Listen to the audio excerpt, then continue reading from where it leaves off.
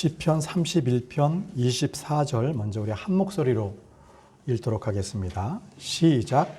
주께 소망을 둔 모든 자들아 너희는 크게 용기를 내라. 그분께서 너희 마음을 강하게 하시리로다. 네. 시편 38편 15절입니다. 38편 15절 읽겠습니다. 시작. 오 주여 내가 주께 소망을 두었사오니 오 주 내 하나님이여 주께서 들으시리이다. 아멘. 기도하겠습니다. 영광과 존귀한 하나님 아버지, 참으로 은혜를 감사합니다. 어둠 가운데에서 그리고 정처 없이 죽음을 향해 가던 저희들을 영원한 생명을 주셔서 그 갈보리 십자가를 붙드는 자마다 하나님의 아들들이 되게 하시니 감사합니다. 오늘 이 시간에 저희가 자격 없는 저희들이 예수 그리스도의 그 은혜로 주님 앞에 나왔습니다. 하나님, 저희의 찬양과 경배를 받아 주옵소서. 이 시간에 주님께서 말씀해 주시고 이 말씀을 통하여서 주여 우리가 더 주께 소망을 줄 수 있도록 인도해 주시기를 원합니다. 하나님, 말씀하실 때 저희들의 귀가 열리게 도와주옵소서. 전하는 자는 학식 있는 자의 혀처럼 되고 올바로 하나님의 말씀을 잘 전할 수 있도록 도와주시며 듣는 자는 하나님의 말씀을 온전하게 받아들여 오직 주님께로만 향할 수 있는 마음 될 수 있도록 도와주옵소서. 예수님의 이름으로 기도합니다. 아멘. 앉으십시오. 자, 오늘 선포할 말씀은 주께 소망을 두라, 주께 소망을 두라라는 말씀을 선포하도록 하겠습니다. 믿음으로 사는 사람은 세상과 조화롭게 살 수가 없습니다.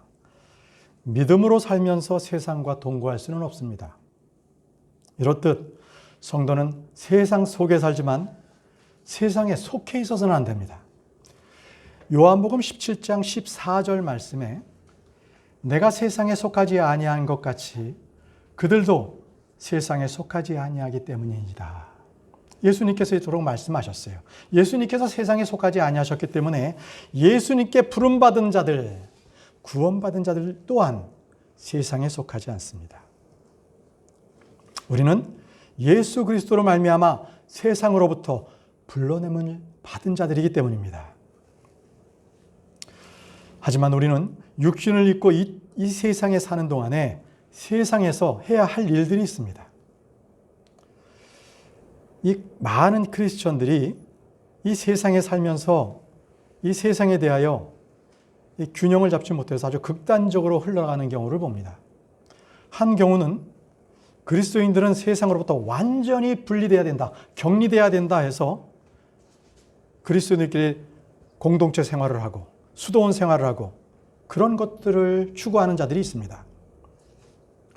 고린도전서 5장 9절에서 10절 말씀을 보면 그렇게 하면 안 된다고 말씀하세요.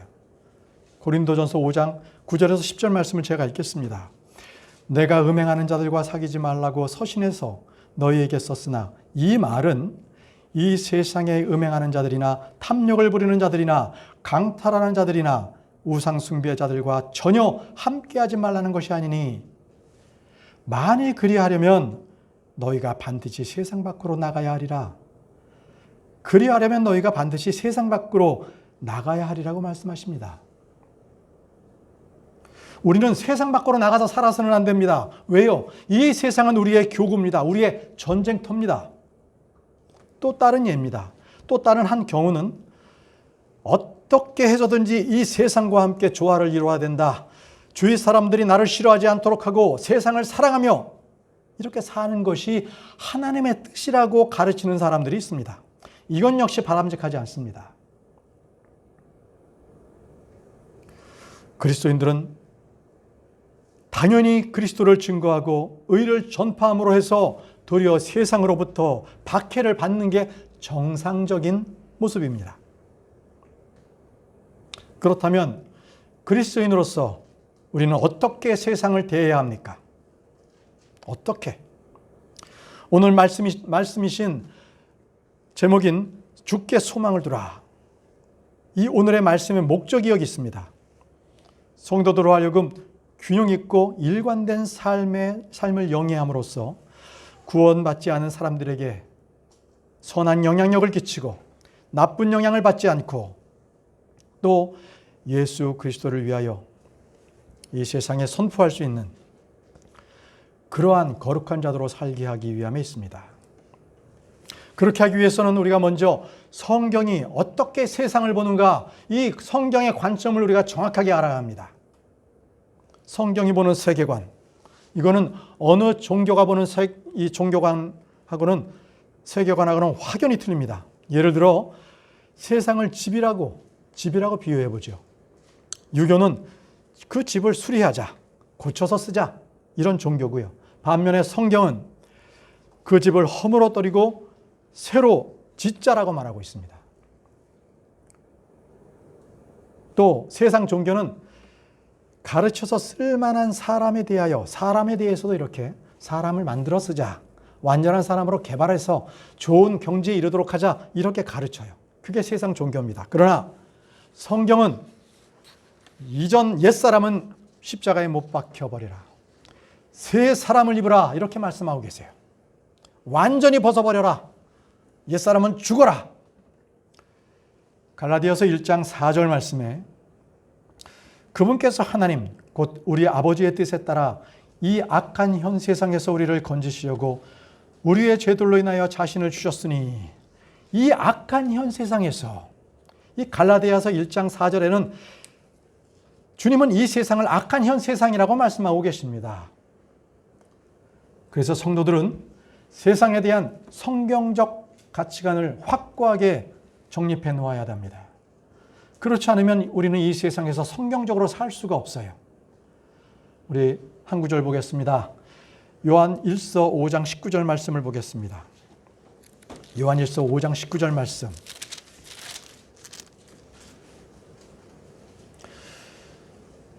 또 우리는 하나님께 속하고 온 세상은 사악한 가운데 있음을 우리가 아느니라. 온 세상은 사악한 가운데 있음을 우리가 아느니라. 온 세상은 사악한 가운데 있기에 주님은 이 세상을 불로 심판하십니다. 그리고 의가 거하는 새 하늘과 새 땅을 창조하실 것입니다. 이 세상은 결코 개혁이나 혁신이나 그 어떠한 노력으로서 개선되는 것이 아니라 심판의 대상인 것입니다. 성경이 세상에 대하여 성도들에게 내린 명령들을 한번 살펴보겠습니다. 세상에 대해서 성도들에게 어떻게 해야 되는가? 주님은 세상에 대하여 첫 번째 우리에게 기도하지 말라 하셨습니다. 세상을 위해서는 기도하지 말라. 요한복음 17장 9절 말씀에 내가 세상을 위해 기도하지 않는다라고 단언하셨죠. 그러나 많은 기독교 단체, 교회들은 세상을 위한 기도, 세계 평화를 위한 기도, 이런 행사들을 많이 합니다. 그러나 이것은 주님의 말씀과는 정면으로 대치가 돼요. 사도 요한은 세상을 사랑하지 말라고 했습니다. 요한일서 2장 15절 말씀에 세상이나 세상에 있는 것들을 사랑하지 말라. 어떤 사람이 세상을 사랑하면 아버지의 사랑이 그 속에 있지 아니하니.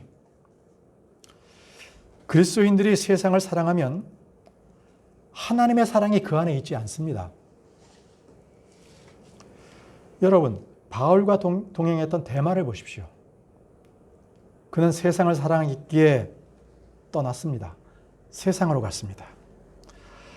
아브라함과 동행했던 롯을 보십시오. 그도 세상을 사랑했기 때문에 도시가 있는 소돔으로 떠났습니다. 많은 사람들은 세상의 제도를 개선하고 법을 정비하면 세상을 바꿀 수 있다, 잘 살 수 있다, 이렇게 믿고 있습니다. 그렇지만 악한 사람의 본성이 바뀌지 않는 한 세상은 변화될 수 없습니다. 법과 제도의 정비는 나 환자들에게 계속적으로 깨끗한 옷을 갖다가 한번 갈아입혀 보는 거예요. 그렇다고 이 나병 환자가 낫습니까? 그 근본이 고쳐져야 되는 거죠. 그거와 똑같습니다. 이 세상은 근본이 바뀌어져야 하는 것입니다. 사도 바울도 우리에게 세상에 동화되지 말라고 말하였습니다. 세상에 동화되지 말라. 로마서 12장 2절 말씀에 너희는 이 세상에 동화되지 말고 오직 너희 생각을 새롭게 함으로 변화를 받아 하나님의 그 선하시고 받으실 만하며 완전하신 뜻이 무엇인지 입증하도록 하라. 성도들에게 필요한 것은 세상에 동화되지 않도록 하기 위해 생각이 변화하는 것입니다. 사람이 바뀌려면 생각이 바뀌어야 하는 거죠. 인식의 전환, 발상의 근본적인 전환이 필요한 것입니다. 잠언 23장 7절 말씀에 그가 자기 마음속으로 생각하듯이 실제도 그러한즉 자기 마음속에 생각하듯이 실제도 그러한즉이라고 말씀하고 계십니다. 그리스도인이 되고 나서 많은 변화가 일어나지만 그러나 가장 중요한 변화는 생각의 변화에 있습니다. 악을 생각하던 이전의 생각들이 주님의 말씀을 생각하게 되고요. 자기만을 생각했던 사람이 주님을 믿고 나서 내 이웃을 생각하게 되고요. 매번 부정적이고 남에게 손가락하던 사람이 도리어 남을 이해하게 되고 용서하게 되고요. 이런 것이 진정한 그리스도인으로 바뀌어진 증거라고 할 수 있습니다. 생각이 변하면 좋아하는 것이 바뀌고 행동이 바뀝니다. 생각이 변하면 삶의 양식이 변하게 되는 겁니다. 그 인격이 변합니다. 야고보 사도도 똑같이 말했습니다. 야고보 4장 4절에 세상과 친구가 되지 말라고 했습니다. 세상과 친구가 되지 말라. 야고보 4장 4절 말씀에 너희 가늠하는 남자들과 가늠하는 여자들아 세상과 친구가 되는 것이 하나님과 원수되는 것인 줄 너희가 알지 못하느냐. 그러므로 누구든지 세상의 친구가 되고자 하는 자는 하나님의 원수가 되느니라. 주님과 세상이 얼마나 원수지간인지요. 주님은 세상을 악하다고 말씀하셨습니다. 주님은 세상에 대하여 매우 부정적인 명령을 하셨습니다. 우리는 이 세상에 대하여 기본적인 인식들을 말씀에서 찾아서 이 세상에 살 때 우리는 이 세상을 올바로 보고 또 올바르게 판단할 수가 있습니다. 자, 그러면 성도들에게 이 세상은 무엇입니까? 성도는 이 세상에서 어떤 자들입니까? 먼저 이 관계부터 분명히 해야 됩니다. 첫 번째, 우리 성도들은 이 세상에서 타국인이요 순례자입니다. 타국인이요 순례자. 이 세상에서 우리는 정착되어 있는 내국, 이 세상에 속한 그러한 이 자들이 아니에요. 우리의 여권은 여기 있지 않아요. 우리는 타국 사람이에요. 그리고 순례자입니다. 히브리서 11장 13절 말씀입니다. 히브리서 11장 13절 말씀.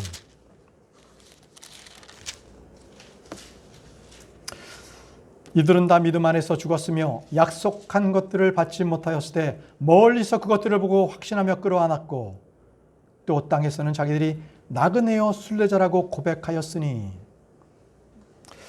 여기서 그 나그네라고 되어 있는 요 스트레인저는요 1828년판 노아 웹스터 사전에는 이 스트레인저를 타국인으로 말하고 있습니다.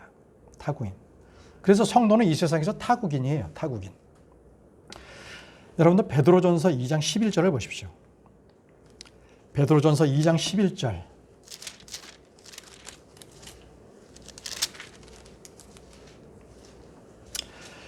극진히 사랑하는 자들아, 나그네와 순례자인 너희에게 내가 간청하노니 혼을 대적하여 싸우는 육체의 정욕들을 삼가라. 우리는 이 땅에서 나그네, 곧 타국인이요 순례자입니다. 이런 정체성을 분명히 하시기 바랍니다. 자, 두 번째, 우리는 이 세상에서 땅의 소금입니다. 그리고 세상의 빛입니다. 땅의 소금, 세상의 빛. 이것이 주님께서 우리에게 말씀하신 바예요. 우리는 이 세상에서 빛입니다. 그리고 땅에서는 소금이에요. 먼저 마태복음 5장 13절 말씀을 보겠습니다. 마태복음 5장 13절 말씀.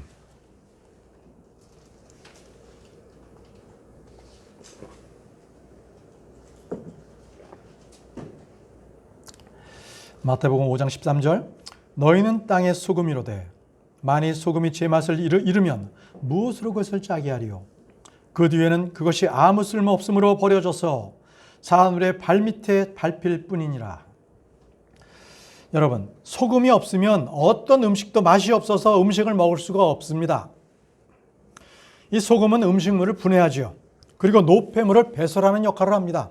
즉 인체에 있어서는요, 신진대사를 주도하는 게 소금이에요. 그렇지만 소금이 그대로 녹지 않는다면 아무 쓸모짝이 없어요. 결국 소금이 녹을 때만 그 역할을 할 수 있습니다. 그렇죠? 음식을 분해할 수 있어요. 마찬가지로 우리 성도들도 세상에서 죽어야 돼요. 세상에서 죽어야 우리가 그 기능을, 그 역할을 다할 수가 있습니다.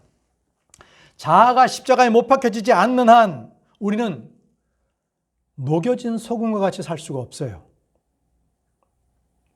주님은 우리에게 소금이 되라라고 말씀하지 않으셨고 우리는 소금, 땅의 소금이다라고 말씀하셨어요.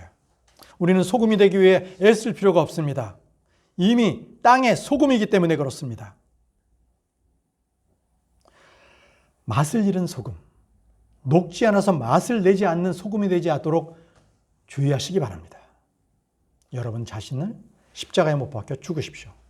그래야 나를 통하여 주님께서 역사하십니다.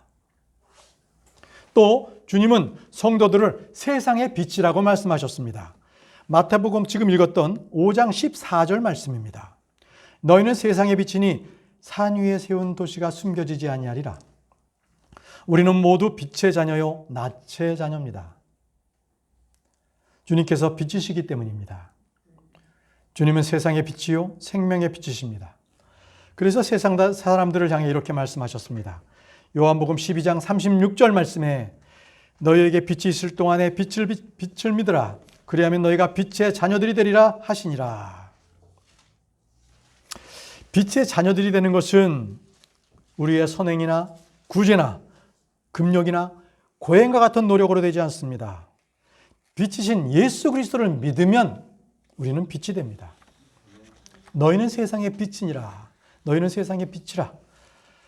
또 성경은 말씀하고 계십니다.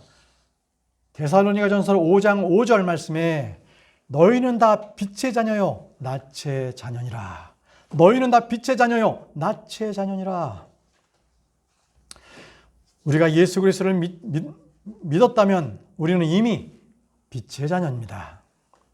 그러나 사람들은 빛을 볼 수 없습니다. 그게 문제입니다. 세상의 빛, 생명의 빛이신 예수 그리스도가 없는 이들은 그 안에 어둠뿐이 없습니다. 그래서 방향 감각을 잡을 수가 없죠. 그들은 어디서 와서 어디로 가는지도 모르고 삽니다. 이것이 빛이 없는 인생의 길입니다. 그러나 성도들은 이 세상의 빛입니다. 우리는 빛의 갑옷을 입고 빛의 자녀들처럼 걸어야 합니다.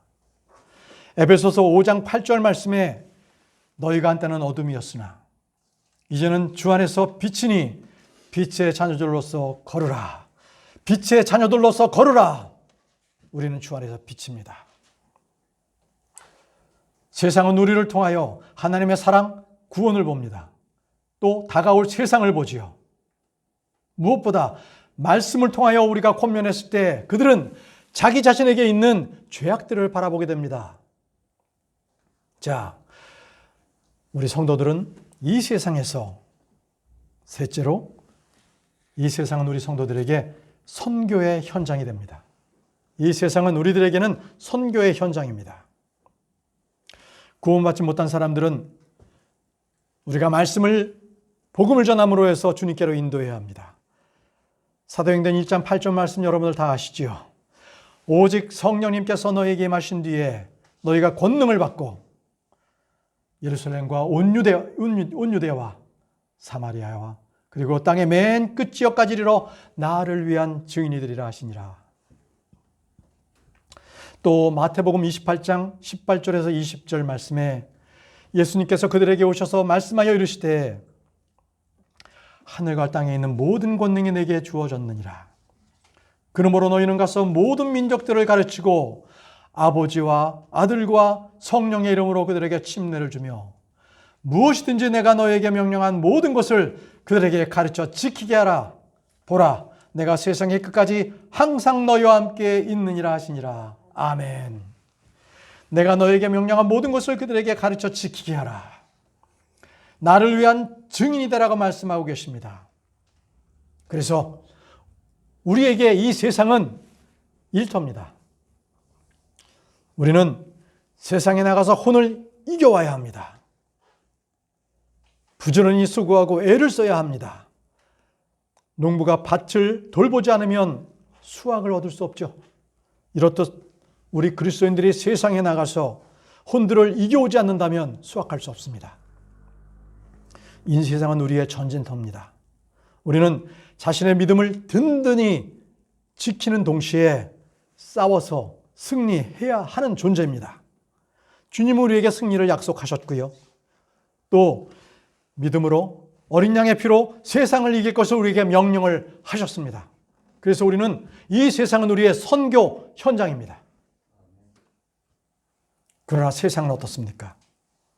하나님을 믿는다는 것, 성령에 대한 믿음, 이러한 것들을 거부하죠. 그것이 세상입니다. 그리고 강한 적개심을 우리에게 보입니다. 결코 우리가 말씀을 전했을 때에 호의적인 사람은 거의 없습니다. 특히 그들은 우리가 이 세상에 자기들의 죄에 동참하지 않고 동조하지 않고 일치하지 않을 때에 그들은 강한 거부감, 그들을 우리에게 아주 악한 말을 쏟아냅니다. 그들은 우리에게 우리가 세상의 빛이요 소금이지만 이 현 세상에 사는 사람들에게 성도들은 부적격자로 보입니다. 트러블 메이커로 보여요. 세상을 뒤엎는 자로 보이고 쓰레기로 취급합니다. 세상 사람들이 성도들을 그렇게 취급해요. 세상은 성도들을 세상에는 아무 도움이 되지 않는 것, 그리고 없애버려야 할 자들로 그렇게 여깁니다. 여러분, 혹시 우리가 현 세상에서 잘 먹고 잘 사는 것이 목표라면 그것은 예수 믿는다는 것을 가장한 거예요. 그는 거짓 신자입니다. 잘못된 길로 가고 있는 거예요. 만약 세상이 여러분들을 잘 대해주고 여러분들에게 호의적이라면 여러분들 스스로의 구원을 잘 다시 한번 점검해 보십시오. 내가 올바로 구원받고 믿음의 길을 걷고 있나? 왜 세상이 나에 대해서 이렇게 호의적이지? 그것은 내가 세상에 한 발을 들여놓고 있기 때문에 그렇습니다. 세상과 분리된 자들은 세상으로부터 욕을 먹고 세상으로부터 미치광이라고 손짓을 받아야 마땅합니다. 자, 그럼 이제부터 세상이 성도들을 어떻게 대하고 있는지, 세상은 성도들을 어떻게 바라보고 있는지 한번 살펴보도록 하겠습니다. 첫 번째, 성도들은 세상에 살기에 부적합 자입니다. 부적합한 자. 세상 살기가 아주 할만하다, 세상은 살만하다 이런 데가 아니라 성도들에게 세상은 부족한 거예요. 살기에 부적합한 자입니다. 우리는.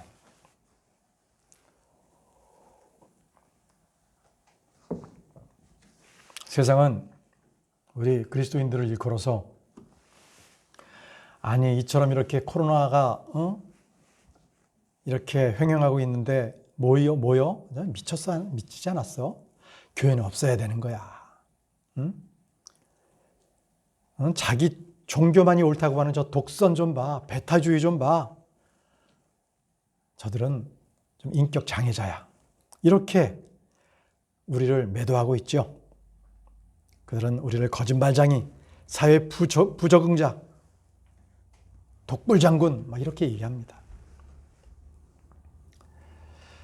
사도 바울이 간증을 통하여 말씀을 선포했을 때 듣던 사람들이 이렇게 말했어요.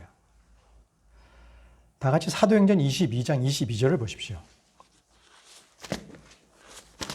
사도행전 22장 22절.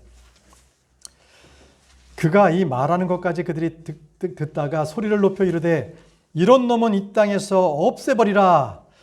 그를 살려두는 것은 마땅하지 아니하다 하며, 살려두는 게 참 마땅하지 않다는 거예요. 그가 이 세상에 살기에는 부적합한 자라고 말하고 있습니다. 역사적으로 보면 이방인들, 이교도들은 유대인들을 괴롭히고 말살했죠. 또 유대인들은 예수님을 믿는 크리스천들을 말살하고자 했죠. 이토록 성경 신자들은 누구에게나 미움을 받습니다. 박해를 받습니다. 이런 놈은 이 땅에서 없애버리라. 이렇게 그들은 우리를 보고 외칩니다. 그렇다고 사도 바울이 살인자였습니까? 또는 반란을 획책했나요? 왜 그가 이 땅에서 없애버려야 하고 마땅치 아니하다는 소리를 들어야 하는 것입니까? 왜 그가 정신병자고 정신병동에 격리돼야 되고 사회에 격리되어야 된다라고 그런 식으로 인식받아야 하느냐 이거죠. 이것은 우리도 동일하게 예수 그리스도를 믿는 자들은 이 세상에서 살기에 부족한 자이기 때문에 그들은 우리를 격리시키려고 합니다. 세상에 같이 있어서는 안 돼. 그들은 부적합한 자야. 이렇게 말하고 있습니다. 자, 두 번째, 성도들은 이 세상에서는 없애버려야 할 존재입니다. 없애야 되는 거예요. 세상 사람들이 우리를 봤을 때는 없애버려야 할 존재들입니다. 예수님을 향해 빌라도에게 없애버리소서 하고 외친 그 세상의 사람들이 동일하게 믿는 자들에게 외치고 있어요. 우리에게 동일하게 외치고 있어요. 없애버리라. 사도행전 21장 35절에서 36절을 보겠습니다. 사도행전 21장 35절에서 36절. 바울이 계단 위에 이르렀을 때 사람들의 폭력으로 인하여 군사들에게 들려가니 이는 백성의 무리가 그를 뒤를 따르며 그를 없애버리라 하고 외쳤기 때문이더라. 그를 없애버리라. 바울이 성령에 충만하지 못한 설교를 했거나 비성경적으로 말씀을 전했거나 능력이 없어서 이런 대우를 받은 것은 결코 아닙니다. 예수님을 십자가에 못 박고 스데반을 돌로 쳐 죽였고 사도 바울을 통하여 향해서 그를 없애버리라 이 외친 자들은 동일한 부류입니다. 동일한 부류들이에요. 세상 역시 우리 성도들을 향해 없애버리라고 말합니다. 세상은 성도들을 미워합니다. 이 세상의 땅의 소금이요 세상에 비친 성도들을 왜 미워합니까? 왜? 그것은 우리는 이 세상에 살지만 세상에 속하지 않았기 때문에 그렇습니다. 요한복음 15장 19절 말씀에 너희가 세상에 속하였으면 세상이 자기 것을 사랑하였으리라. 그러나 너희가 세상에 속하지 아니하고 도리어 내가 세상에서 너희를 택하였으므로 세상이 너희를 미워하느니라. 요한복음 15장 19절 말씀에 왜 세상이 우리를 미워하는지를 말씀해 주셨습니다. 자, 세 번째, 성도들은 세상에서 트러블 메이커입니다. 트러블 메이커. 혼란을 일으키는 자입니다. 트러블 메이커. 사도행전 17장 6절 말씀입니다. 성도들은 세상에서 트러블 메이커예요. 사도행전 17장 6절 말씀. 그들을 발견하지 못함에 야손과 어떤 형제들을 끌고 도시의 지리자들에게 가서 외치되 세상을 뒤엎어 엎는 이 사람들이 여기에도 이르렀는데 세상을 뒤집어 엎는 이 사람들이 예수쟁이를 말하고 있습니다. 어느 지역이나 예수가 선포되면 그 사회는 뒤집힙니다. 엎어집니다. 예수가 선포되는 곳마다 혼란이 일어나고요. 문제가 터집니다. 이것은 단순한 종교적인 문제, 사회적인 문제가 아닙니다. 바로 영적인 전쟁이 터졌기 때문에 그렇습니다. 세상 통치자 마귀는 빛의 사역자들, 그리스도의 사역자들이 복음을 들고 나오는 것에 대하여 대적하고 사람들을 소요로 일으킵니다. 어느 민족, 어느 나라 복음을 선포하는 자들이 그들은 제국의 앞장이다. 서양 종교를 가지고 들어오는 자들이다. 민족 종교를 말살하는 자들이다. 이렇게 매도하지요. 예수가 선포되는 곳마다 평지풍파가 일어납니다. 그렇죠? 부흥이 일어나는 곳마다 술집이 문 닫고 음란한 곳들이 문을 닫고 영화관이 폐업합니다. 그렇습니다. 또 우리나라를 보더라도 벌써 제사 지내는 것부터 운세나 장명이나 이사나 귀신을 믿는 거나 점치는 거나 이런 문제들까지도 다 문제가 부딪히게 되죠. 그렇죠? 저희는 이사를 좀 2년에 한 번씩 이사를 보통 하게 되는데 이사할 때마다 이사짐 센터에서 묻는 게 있어요. 며칠입니까? 그래서 언제는 비쌉니다. 그 손 없는 날이라는 거예요. 그러면 그거 손 있는 날을 해주세요. 손 있는 날. 그러면 비용이 저렴하다는 거예요. 손 있는 날로 대부분 우리는 계약을 하죠. 그렇습니다. 이렇듯 이 세상 사람들은 우리를 이상한 사람들로 봐요. 자기들하고는 이게 뭔가 상종이 되지 않는 세상 그 자체에 뭔가 분란을 일으키고 혼란하고 뭔가 그 가치관을 자꾸 흔드는 자로 봅니다. 결국 우리를 세상의 트러블 메이커, 문제아로 보는 것입니다. 우리는 지금 그런 세상에 살고 있어요, 우리가.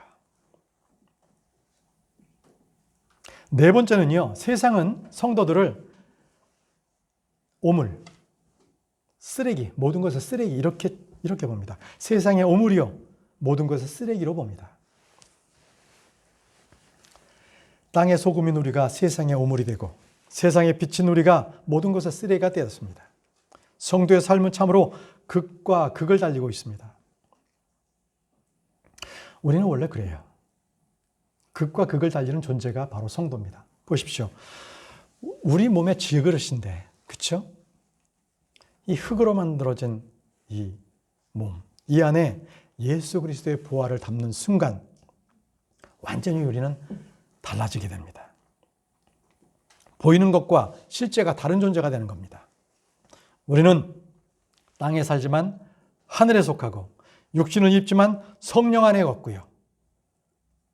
빵을 먹지만 영적 양식을 더 귀한 것으로 여기고 살아가는 그러한 존재들이 되었습니다. 이게 바로 우리의 성도들의 모습이에요. 성도들의 삶입니다. 그러나 이러한 성도들을 세상은 오물덩어리, 오물찌꺼기로 우리를 취급합니다. 다 같이 고린도전서 4장 13절 말씀을 보겠습니다. 고린도전서 4장 13절 말씀. 비방을 당하나 간절히 권면하노니 우리는 이날까지 세상의 오물과 같이 되고 모든 것의 찌꺼기가 되었노라. 우리는 이날까지 세상의 오물같이 되고 모든 것의 찌꺼기가 되었노라. 세상에 살면서 세상과 공통점이 없고 세상을 사랑하지 않고 세상을 정죄하고 판단하는 성도들은 세상에 손짓을 받게 되죠. 그래서 세상 편에서는 우리가 오물이고 찌꺼기들인 겁니다. 반면에 하나님 편에 봤을 때는 이 세상은 불타 없어져 버려야 될 것들입니다. 세상은 하나님이 보셨을 때 악하다고 이미 판결해 놓으셨습니다. 자, 다섯째, 성도는 세상의 구경거리입니다. 구경거리. 히브리서 10장 33절 말씀입니다. 성도들은 세상의 구경거리인 히브리서 10장 33절 말씀.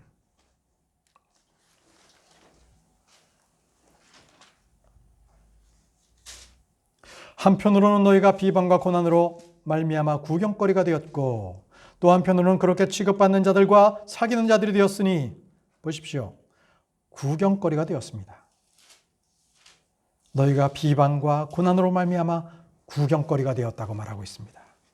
저와 여러분들은 당연히 세상의 구경거리입니다. 세상은 성도들을 구경거리로 쳐다보며 좋아합니다. 여러분들 예전 크리스찬 영화, 성화를 보셨죠? 고대 로마의 원형 경기장을 떠올려 보십시오. 귀족들은 이 검투사들이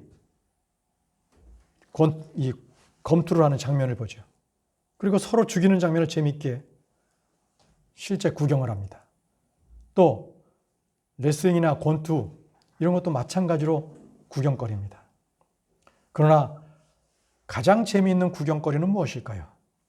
그것은 노예나 죄수들을 그 원형 경기장 안에 풀어놓고 굶주린 사자를 풀어놓는 거예요.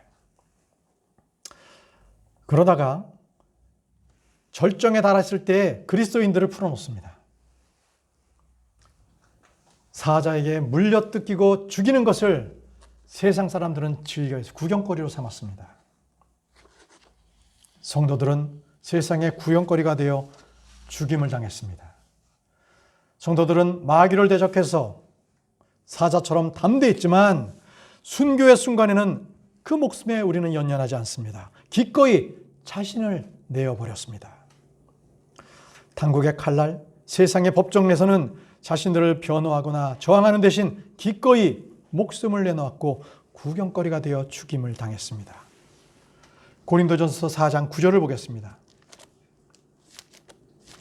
고린도전서 4장 9절 말씀입니다. 우리가 생각하건대 하나님께서 사도의 누리를 죽이기로 작정하신 자같이 마지막에 두셨나니 우리가 세상과 천사들과 사람들에게 구경거리가 되었노라. 구경거리가 되었노라. 많은 사람들에게 종교의 자유가 인정되기 전에는 기독교인들을 공개적으로 처형합니다. 지금도 무슬림들은 크리스찬들을 공개적으로 처형합니다. 세상에 구경거리가 되니까. 유튜브로 막 방송하죠. 북한도 그렇습니다. 북한도. 여러분, 우리는 죽는 모습이 중요해요. 죽는 모습. 이것은 세상만이 우리가 죽는 모습을 보는 것이 아니라 천사들도 보고요. 하늘에 계신 하나님도 우리를 바라보고 계십니다. 성도들은 세상에서 고난받는 것을 기뻐하고 죽임당하는 것까지도 즐거워하는 그런 모습, 사망을 이기는 그런 모습을 보여줘야 돼요. 시편 116편 15절 말씀에 주의 성도들의 죽음은 그분 앞에서 귀중하도다. 주의 성도들의 죽음은 그분의 눈앞에서 귀중하다고 말씀하고 계십니다. 성도들의 죽음이 세상에서는 구경거리지만 하나님의 눈앞에서는 귀중합니다. 또 마태복음 10장 28절에는 몸은 죽여도 혼은 능히 죽이지 못하는 자들을 두려워하지 말고 오직 혼과 몸을 다 능히 지옥에서 멸하시는 분을 두려워하라. 세상이 나를 구경거리로 만들어서 몸을 죽이더라도 여러분 두려워하지 마십시오. 우리는 세상이 두려운 것이 아니라 하나님이 두려워해야 하는 것입니다. 하나님이. 자, 마지막 6번째입니다. 6번째는 성도들은 세상의 몹쓸 전염병과 같은 자들입니다. 몹쓸 전염병과 같은 자들. 성도들은 생명을 지닌 자들이요 생명의 말씀을 가지고 있고 죄와 허물로 죽은 자들을 살리는 자들입니다. 그런데 세상은요 도리어 성도들을 향해 몹쓸 전염병과 같은 자라고 얘기하고 있습니다. 참으로 이것은 역설이 아닐 수가 없습니다. 사도행전 24장 5절 말씀을 보겠습니다. 사도행전 24장 5절 말씀.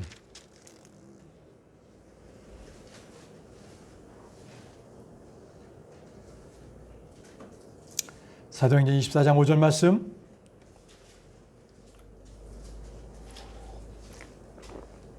우리가 보매 이 사람은 전염병 같은 자요 세상에 두루 퍼진 모든 유대인들 가운데서 선동을 일으키는 자며 나사렛 사람의 분파의 중호자인데 이 사람은 전염병 같은 자요 이렇게 얘기하고 있습니다.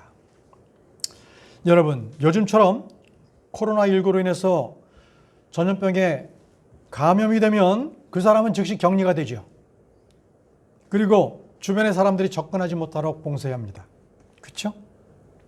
요양병원 같은 데는 아예 그냥 그 건물 자체를 다 통째로 통제합니다. 예전에는요, 이 전염병을 잘 몰랐을 때는 이 전염병 걸린 자가 만진 옷, 그 다음에 가재도구들을 다 불태웠어요.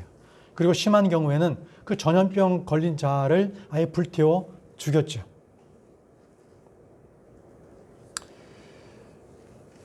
이러한 명목으로 성도들이 많이 불태워 죽임을 당했어요.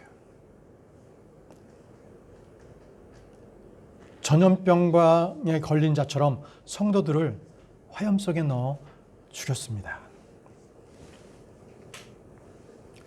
세상은 예수를 믿고 예수를 전하는 사람을 마치 몹쓸 전염병에 지닌 사람처럼 여기고 멀리하고 죽여야 하는 것처럼 취급합니다. 예수를 믿는다는 것, 그것을 통하여 세상은 우리를 어떻게 대하는지를 잘 아셔야 합니다. 여러분, 속지 마십시오. 은사주의 교회나 오순절 교회에서 보통 예수 믿는 사람들이 세상에서 성공하고 높아지고 돈이 많고 권세를 잡아야 존경을 받는 게 아닙니다. 세상은 성도들을 정신병자, 미친놈, 몹쓸 전염병 같은 자라고 여기고 있습니다. 여러분, 이게 결코 문명이 미개했을 때만 있었던 이야기가 아닙니다. 지금도 벌어지고 있고 앞으로도 가면 갈수록 더 심하게 벌어질 일들입니다. 이래서 세상은 성도들을 이렇게 대합니다. 그러나 우리 성도들은 세상에 대하여 분명히 알아야 합니다. 세상은 악한 곳입니다. 주님께서 세상은 악하다고 말씀하셨습니다.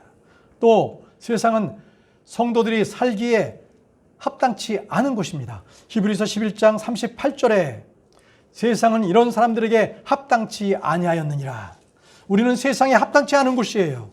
결코 세상은 믿는 자들에게 살아볼 가치가 있는 곳이 아닙니다. 세상은 변화시키고 개혁하고 꾸미고 발전시켜야 할 곳이 아닙니다.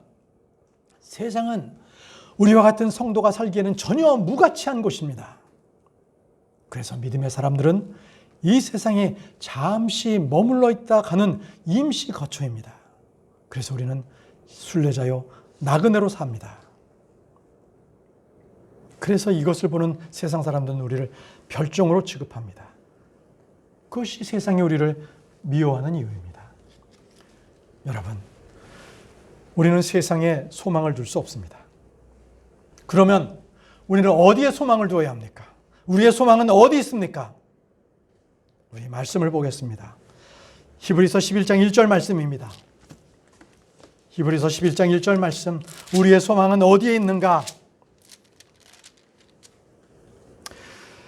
이제 믿음은 바라는 것들의 실체요 보이지 않는 것들의 증거니. 여러분 잘 보십시오. 믿음은 바라는 것들의 실체. 여기서 바라는 것이 무엇입니까? 호프트포입니다. 바라는 것은 소망하는 것이에요. 여기서 바라는 것이라고 번역된 것은 소망하는 겁니다. 우리의 바라는 것이, 우리의 소망하는 것은 무엇입니까? 여러분, 바람, 소망은요, 소원하고 달라요. 소원과 소망의 차이점을 간략하게 말씀드리겠습니다. 소원은 사람이 스스로 자기의 뜻을 바라는 거예요. 뭔가 가능성을 보고 저렇게 됐으면 좋겠다. 나 저렇게 뭐가 됐으면 무엇을 얻었으면 좋겠다. 이런 식으로 자기가 소원하는 거예요. 그 소원하는 게 결국은 하나님의 뜻에 부합하지 않는 것, 그냥 자기 뜻대로 나오는 것을 소원이라고 합니다. 그러면 그건 뭐예요? 결국은 성경에 말하는 그 소원은 안목의 정욕, 육신의 정욕, 그것을 지내지 않습니다. 자, 그러나 소망은 무엇입니까? 소망은 하나님의 말씀을 통하여 오는 것입니다. 하나님의 말씀을 믿고 그 말씀이 앞으로 이루어질 것을 인내하며 기다리는 것, 그것이 소망이에요. 아시겠습니까? 여러분들은 소망을 가진 자입니까? 하나님의 말씀을 통해 믿음이 옵니다. 믿음을 통해 소망이 옵니다. 믿음은 소망하는 것들의 실체입니다. 하나님의 말씀을 통하여 믿음이 온다는 것은 로마서 10장 17절 말씀에 나오고요. 지금 읽었던 히브리서 11장 1절 말씀은 믿음을 통해 소망이 옵니다. 믿음을 통해, 믿음이 있어야 소망이 있는 거예요. 믿음과 소망은 분리될 수가 없습니다. 그래서 믿음은 소망하는 것들의 실체입니다. 그래서 하나님의 말씀을 믿지 않고 바라는 것, 이것은 소원이에요. 그건 정욕이나 욕심, 자기의 야심, 이 정도예요. 그러나 소망은요, 하나님의 말씀으로 이끌어지는 거예요. 하나님께서 말씀으로 제시하는 것을 믿고 바라는 게 소망입니다. 자, 그러면 여러분, 이제 이 소망에는 실체가 있어요. 그죠? 이제 미래에 나에게 다가올 하나님의 말씀으로 인해서 실체가 있는 것이 소망입니다. 믿음은 소망하는 것들의 실체요. 믿음이란 말씀을 들음으로 하나님께서 주신 약속, 그 행하실 일들을 믿는 것이지요. 우리가 하나님의 말씀을 믿기에 인내로 기다리는 것, 이것이 소망입니다. 여러분, 우리는 예수 그리스도께서 우리 성도들에게 다시 오실 것, 이것을 우리는 소망합니다. 그 소망이 무엇입니까? 오늘 성경 공부에도 말씀을 드렸죠. 그것이 바로 복된 소망입니다. 영광스러운 소망입니다. 산 소망입니다. 앞에 놓인 소망입니다. 우리는 이러한 믿음에 근거한 소망이 있습니다. 주님이 오심이 우리의 소망인 것입니다. 그럼 여러분, 이 땅 가운데 살 때 소망은 무엇입니까? 여러분들의 소망은 어디에 둬야 됩니까? 하나님의 형상이신 예수 그리스도가 우리를 통해 드러나는 것, 이것이 소망입니다. 예수님의 성품, 예수님의 신격과 능력, 이러한 것들이 우리의 몸을 빛으로, 열매로, 향기로 드러나는 것, 이것이 우리가 이 땅 가운데 살아나는 데 드러내야 될 우리의 소망인 것입니다. 형제자매 여러분, 여러분들에게는 이 소망이 있습니까? 믿음의 창시자요, 완성자시며 믿음의 주이신 예수 그리스도, 그분이 나의 소망이 되십니까? 소망은 내가 무엇을 바라는 것이 아니라 누구를 바라는가에 있습니다. 누구? 우리는 우리의 소망이신 예수님을 바라보는 것입니다. 세상에는 소망이 없습니다. 여러분, 주께 소망을 두십시오. 다윗은 말하기를 시편 71편 5절, 다윗은 주께 소망을 두었습니다. 시편 71편 5절입니다. 오 주 하나님이여, 주는 나의 소망이시니이다. 주는 내가 어릴 때부터 신뢰한 이시니이다. 주는 나의 소망이시니이다. 내 안에 소망이 있다는 것은 소망이신 주님께서 내 안에 계심을 인정하고 고백하는 것입니다. 주님의 소망, 주님으로부터 난 소망, 주님께 둔 소망, 이것이 참된 소망입니다. 여러분, 시편 31편 24절을 보십시오. 시편 31편 24절. 주께 소망을 둔 모든 자들아, 너희는 크게 용기를 내라. 그분께서 너희 마음을 강하게 하시리로다. 여러분, 세상에서 여러분들이 미친 자요, 정신병자요, 세상을 뒤집어 엎는 악한 자들이라고 손짓을 당한 자 할지라도 여러분 크게 용기를 내십시오. 우리 주님께서 우리의 마음을 강하게 하십니다. 우리가 주께 소망을 두십시오. 주님께서 하신 말씀이 우리 안에서 이루시고 우리가 행하는 것들을 주님, 우리가 믿음으로 행할 때에 이 소망은 결코 미래적인 것이 아닙니다. 바로 인내로서 우리는 이루어가고 있는 것입니다. 내 안에 주님께서 이 소망이십니다. 다 같이 시편 39편 7절을 보겠습니다. 시편 39편 7절. 시편 39편 7절. 주여, 이제 내가 무엇을 기다리이까? 나의 소망은 주께 있나이다. 주의 긍휼을 기다리고 주의 도움을 기다리고 주의 은혜를 기다립니다. 주님은 우리의 믿음대로 일하시는 분이십니다. 마찬가지로 주님은 우리가 주께 소망을 두는 대로 긍휼을 우리에게 베푸시는 분이십니다. 시편 33편 22절을 보십시오. 시편 33편 22절 말씀. 시편 33편 22절. 오 주여, 우리가 주께 소망을 두는 대로 주의 긍휼을 우리에게 베푸소서. 주님을 신뢰할 때 주님은 우리의 기도를 들어주시고 마찬가지로 우리는 주께 소망을 둘 때 기도를 들어주시는 분이십니다. 시편 38편 15절 말씀 보시겠습니다. 시편 38편 15절 말씀.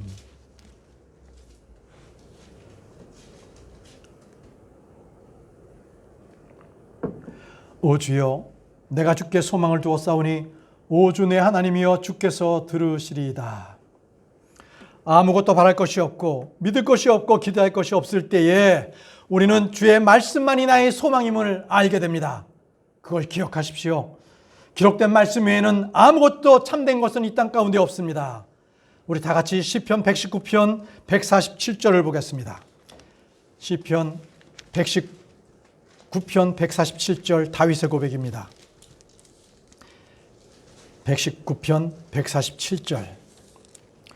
내가 아침이 밝기 전에 일어나 부르짖었고 주의 말씀에 소망을 두었사오며. 주의 말씀에 소망을 두었사오며. 이러한 다윗의 고백대로 우리는 주님과 주의 말씀에만 소망을 둬야 합니다. 소망은 내 기분에 따라 있다가 없어지는 것이 아니라 소망은 하나님과 하나님의 말씀을 믿음으로 취할 때에 그 성취를 바라보는 것이 소망입니다. 믿음과 마찬가지로 소망은 계속적인 것입니다. 계속적인 것입니다. 끝으로 시편 71편 14절 말씀입니다. 시편 71편 14절 말씀. 시편 71편 14절 말씀. 오늘 오직 나는 계속해서 소망을 품고 주를 더욱더욱 찬양하리이다. 오직 나는 계속해서 소망을 품고 주를 더욱 찬양하리이다. 여러분, 바로 이것이 여러분들의 결단이 되기를 바랍니다. 우리가 세상에 속하였다면 세상은 우리를 사랑했을 것입니다. 그러나 우리가 세상에 속하지 아니하고 도리어 예수님께서 우리를 택하셨으므로 세상이 우리를 미워합니다. 여러분, 분명하게 이것을 아시기 바랍니다. 더 이상 세상에 소원을 두지 마십시오. 미련도 두지 마십시오. 주께 소망이 있습니다. 오직 신실하신 주님께 소망을 두는 저와 여러분들이 되기를 원합니다. 기도하겠습니다. 전능하신 아버지 하나님, 주께 소망을 두고 살아가는 저희가 되도록 인도하시니 감사합니다.